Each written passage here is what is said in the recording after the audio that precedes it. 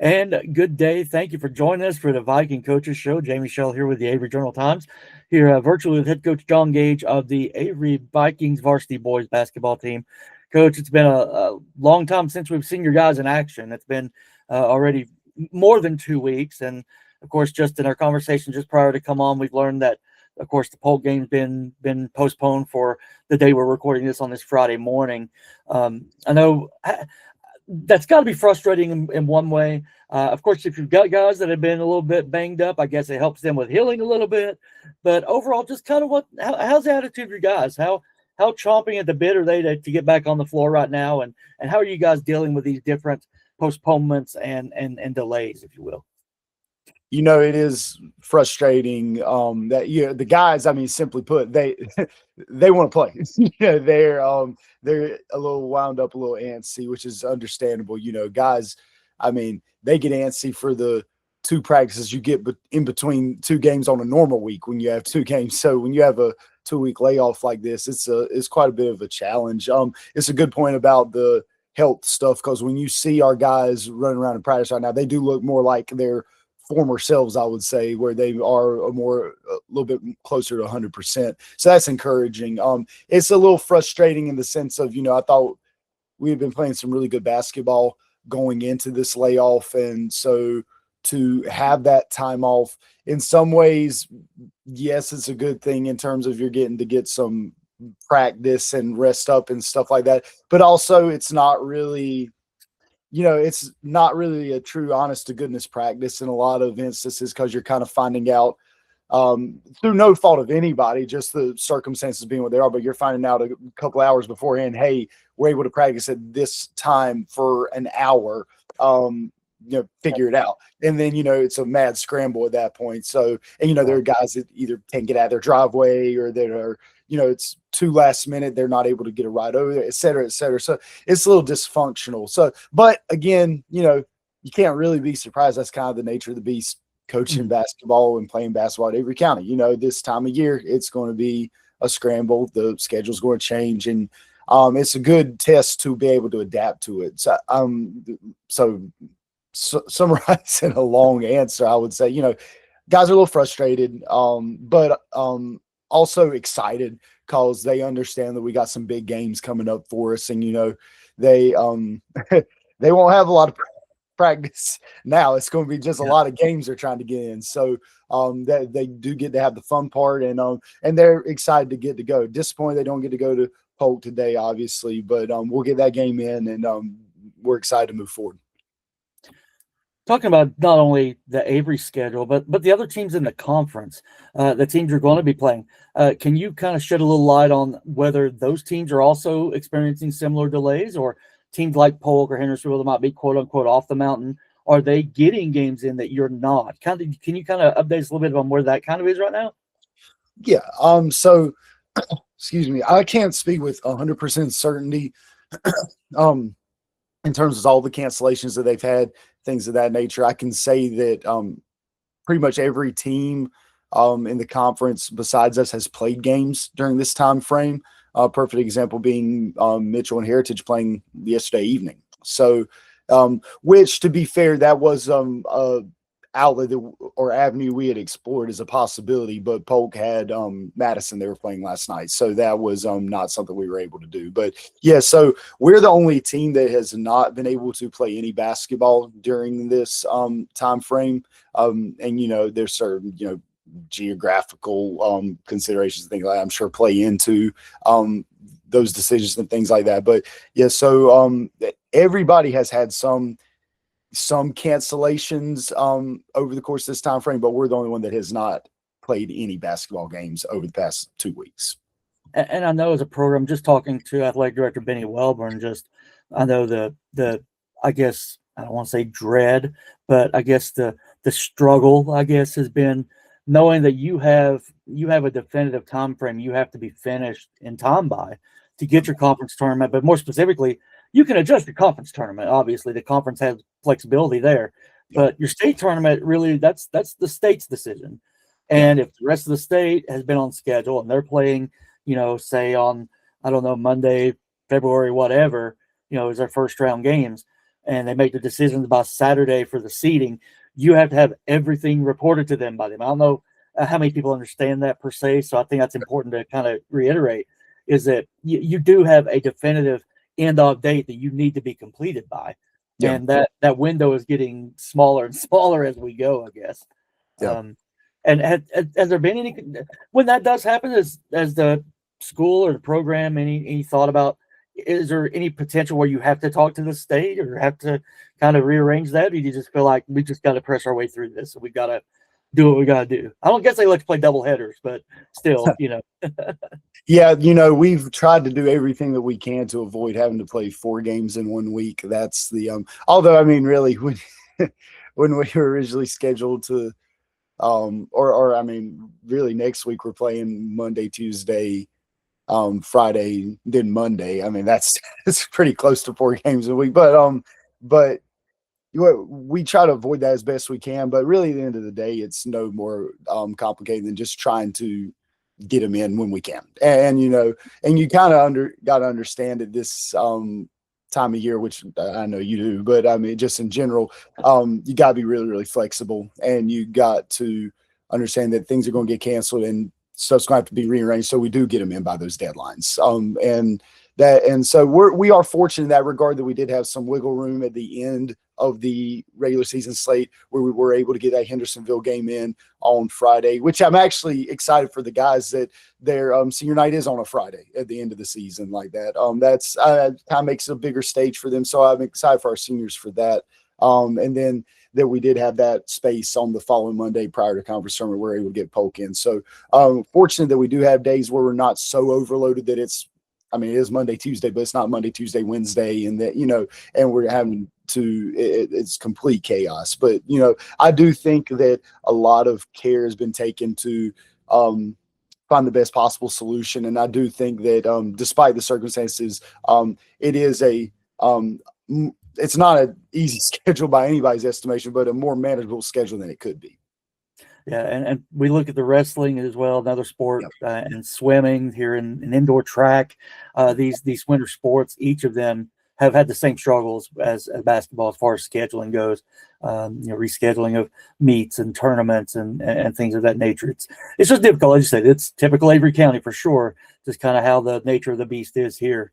And since we haven't had a lot to talk about as far as the games go, and being able to play the last couple of weeks, I wanted to take just a few minutes and just chat with you about your seniors. You mentioned senior night coming up next Friday. Again, this is all weather permitting. I hate to say that, but it's just kind of how it goes. Weather permitting under this assumption, which is always scary to assume. But having these games. Pardon me a second. I've got to turn off my phone. Sorry about that. But having these games coming up, and we're having the snow potential, but still you've got 4 games. But again, the last one being Hendersonville, you've got some seniors on your roster. I'd love for you just to speak a few minutes about your seniors and what do they mean to this program, and what have they meant to you as a coach. Absolutely. And that's a subject I'm very passionate about. I love these boys. They were, excuse me.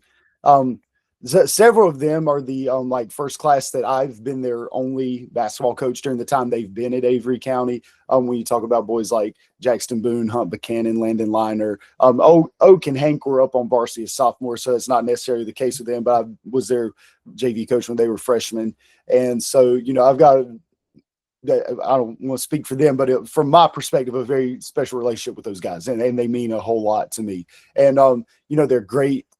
They're great guys. Just when you take the basketball equation out of it, they're just great kids that are going to go on to do great things beyond high school, which is what you want to see. Eventually the ball's going to stop bouncing, and life's going to come. And I feel confident that these guys are going to do great things. Oak called me frantically yesterday because he was going to be, by his words, 1 minute late because he was doing an internship, and he was working on an internship and was scrambling to get back in time. And he was actually ended up being 5 or 10 minutes early, but he's out there. Right. and he's doing this internship. He's doing an outstanding job with it. And I'm just so proud to see, kind of the young man that he's growing into. And I'll speak quickly on each of them. I don't. Yeah, please do. Yeah. But Oak, I was talking about him, so I'll speak about him. I get on him all the time because he looks like an old man with that mustache that he's got. But he's, such a special kid.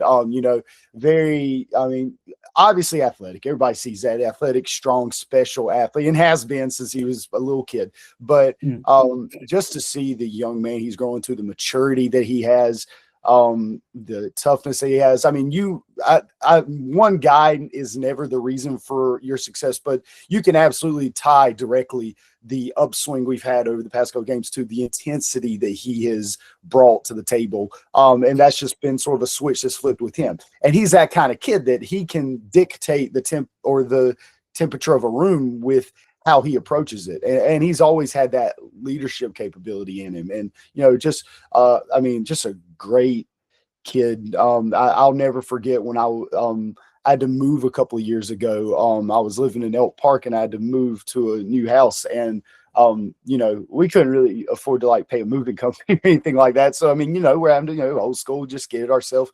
And it without me having to ask, I get a knock at my door the day we're moving, and we're kind of just looking at all our stuff like, boy, I really don't think we have enough people to get all this stuff in one day. And there's Oak with weightlifting gloves on, and he's showing up to help me move. And I wasn't the varsity basketball coach at the time. I wasn't like anybody special or anything like that. That's just that's the kind of person he is. He's just got a big heart, always has. I can't say enough great things about him. Obviously a great basketball player, great football player, great baseball player, but great person above all else. And then you talk about Hank Johnson, who, obviously gets a lot of accolades, deservedly so, because he's a phenomenal basketball player. He's hit several big game-winning shots ever since he was a freshman. He's always been a very special basketball player. It's always been a balancing act over the course of the past 4 years because he's a big-time golf player, and that's understandable. That's something that's taking places. And so, it's funny if he ever had put all of his energy, and he puts a ton of it, but if he'd ever put all of it into basketball, that's an all-state capable player. I mean, just pure natural talent. And he's there already with what he's got now, but it's just incredible to think how much natural talent and ability he has. Just a great feel for the game. Off the court, I think Hank's a little quieter than a lot of people are, so people don't really know what a great person he truly is. I remember when the hurricane hit last year, and we were going around and trying to find ways to get involved and to help out in the community. And once again, without having to ask, I remember Hank giving me a phone call, and first of all asking if I was all right, because we lived in the same kind of neighborhood area, and then asking if there was anything I was doing because he would love to get out and help somebody. And those were his words. And so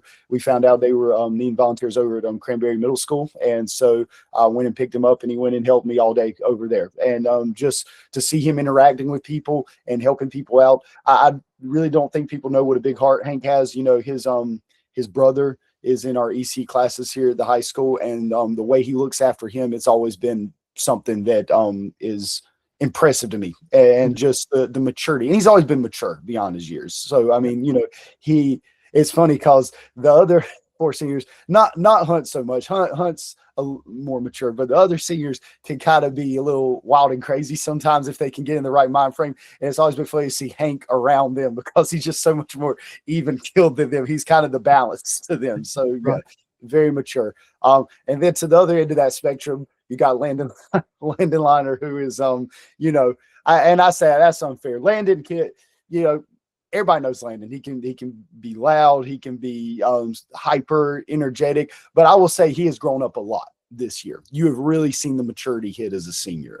And I think that light's kind of gone on that, this is his last opportunity. This is his last time to experience all of this. And, he's always been somebody that's exceptionally physically talented, always been, tallest guy in the room, athletic, but he has really put work in this year on building up his body right, hitting the weight room hard, being he's noticeably more solid than he's been in the past, and it's been a benefit to him. He's been one of the better rebounders in the state this season, but because of that. But he he's put a lot of work into his game. He's been super committed, and so I'm very impressed by the approach he's had on the court. And then off the court, I just think he's grown up a whole lot. He'd be the first one to tell you that he he was a little wild when he first came in here as a freshman, and he's really just grown into matching the large individual he is. He's just grown up quite a bit, and that's really encouraging to see. He's another one that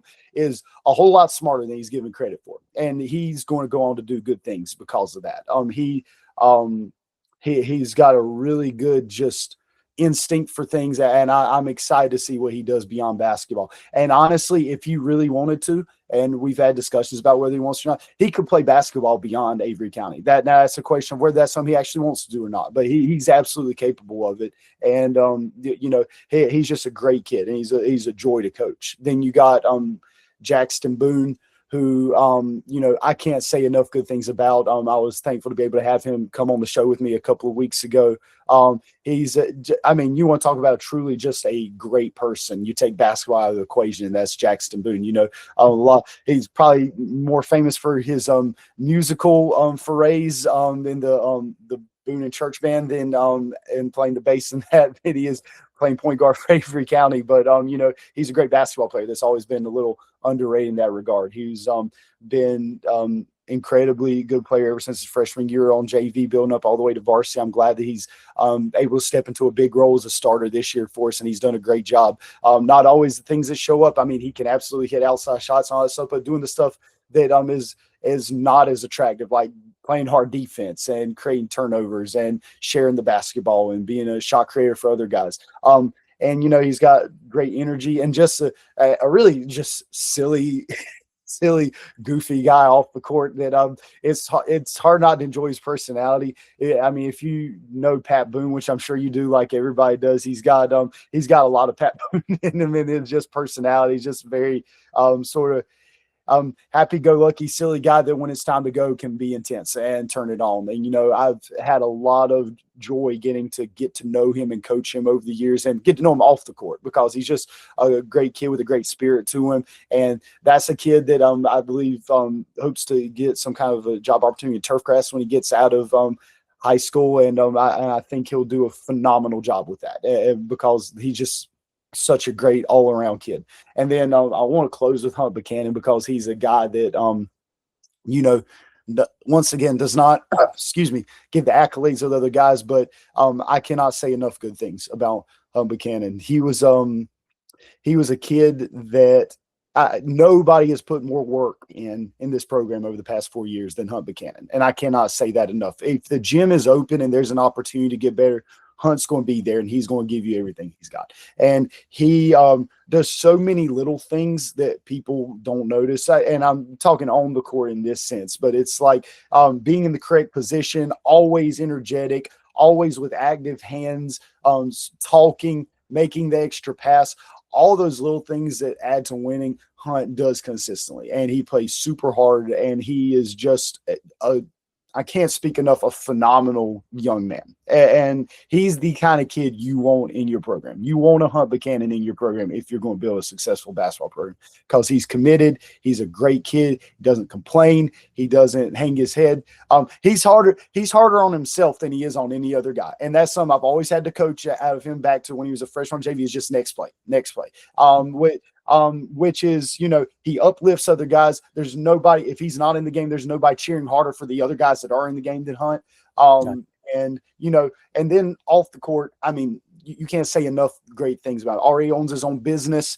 And I believe he's going to continue to pursue that once he's done with high school. He works in agriculture, and he is or horticulture. I'm not sure what the correct term is. He has a flower business, so he's going to continue to work in that, and he does a great job with that. I get stuff from my wife all the time from him. He's phenomenal, and then he's just so thoughtful and helpful and always thinking of other people. And that Hunt's the kind of guy you look at and it makes you feel like maybe you're on the right track sometimes when you see guys like him coming through your program. It's not because of anything you've done, but it's because you have guys like that in your program. It's encouraging to know that you just got good people. So that's saying a lot, but I really, this class of 2026 means a lot to me. And they are just phenomenal young men. Obviously, very good basketball players, but beyond that, what they do off the court is what's so impressive, what makes them such a pleasure to coach.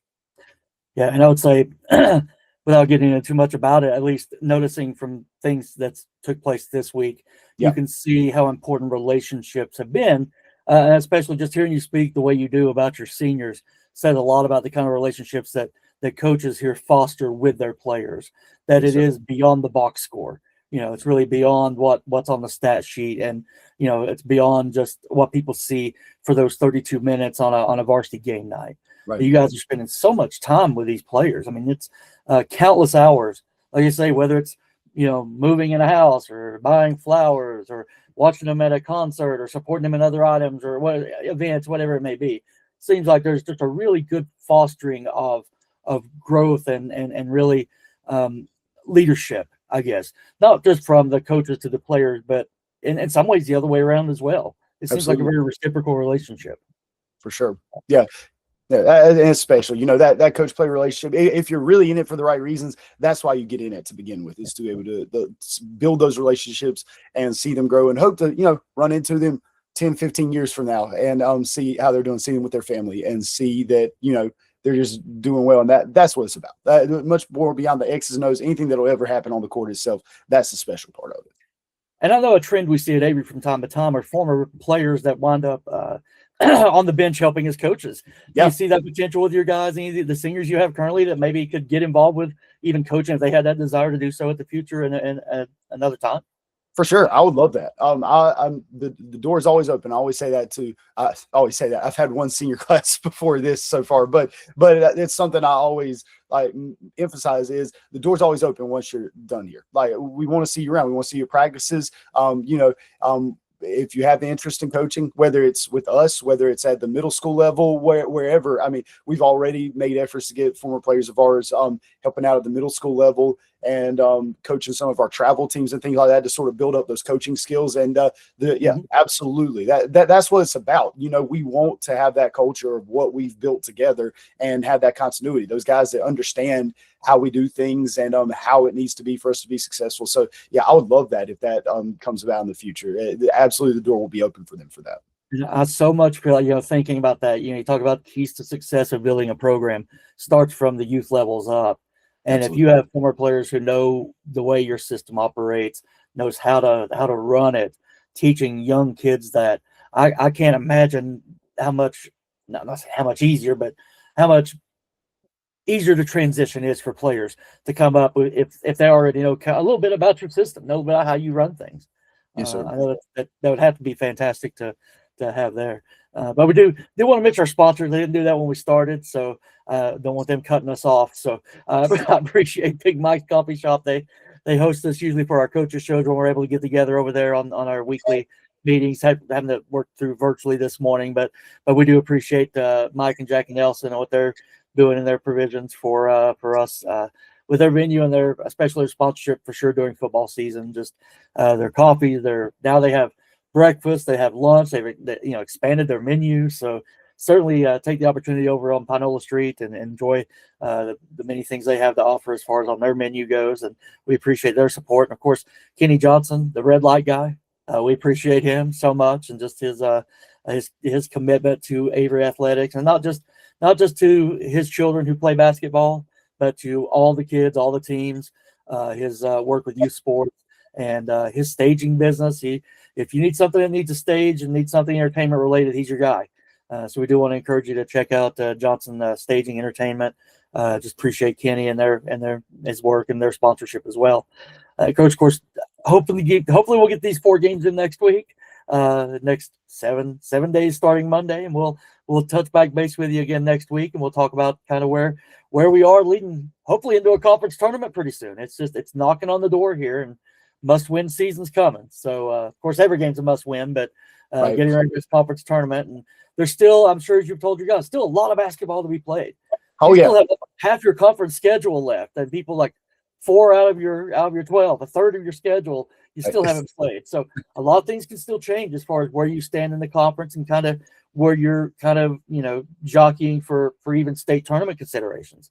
Right. So 10-7 overall, 4-4 in conference currently. So is that right? Even mark. So again, started slow, but you've really been on a tear. So I hope that tear continues from where you picked up from the last games with Madison and Owen.